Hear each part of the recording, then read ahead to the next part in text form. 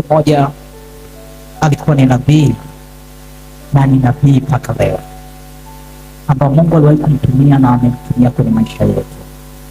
Na mwezi wa 6 huu aliweza kurudi mbinguni tena, aliweza kurudi nyumbani. Ninamzungumzia Senior Prophet TB Joshua. Alizaliwa tarehe 12 mwezi wa 6 1960. Tarehe 5 mwezi wa 6 2021 Mungu akamchukua. Ni mtu ambaye alikuwa baraka sana. Miaka 4 ameondoka, lakini na mimi kwa upande wangu aliasili maisha. Ameasili maisha watumishi wengi sana na watu wengi sana.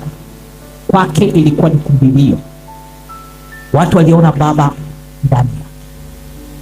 Watu wasiokuwa na wazazi waliona mzazi.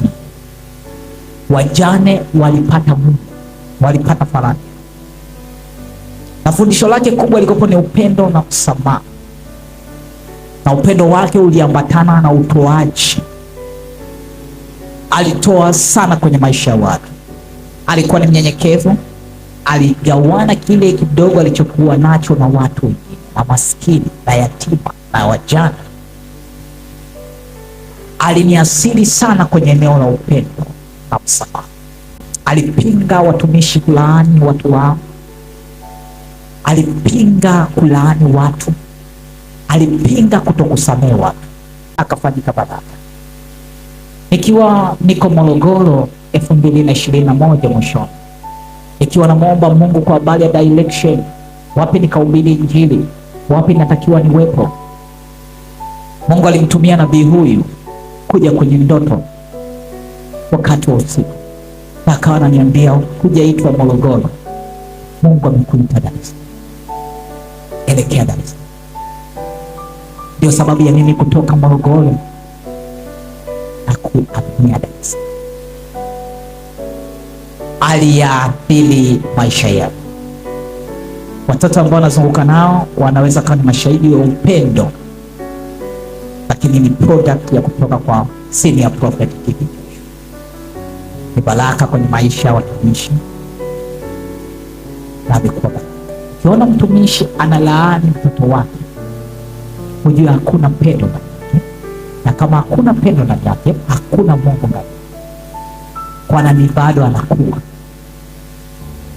Kwa Mungu hakuna fundisho la laana. Kwa Mungu ni upendo kabisa, kwa sababu upendo unastahili kuwa. Unaweza ukainuka kwa dakika chache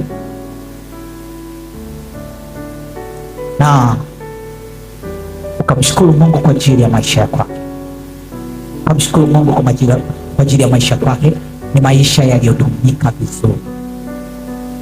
Toka akiwa na miaka 26 alitumikia Mungu, na akalala akiwa na miaka 50.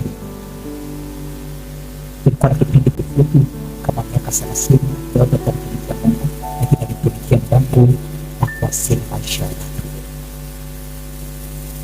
Sema, baba yangu, baba, asante kwa nabii TB Joshua. Asante, asante, asante kwa ajili ya Score. Asante kwa ajili ya mama Evelyn. Asante kwa ajili ya familia yake. Aliasili maisha yetu na kuwa baraka, na kuwa baraka. Rebosh Monday.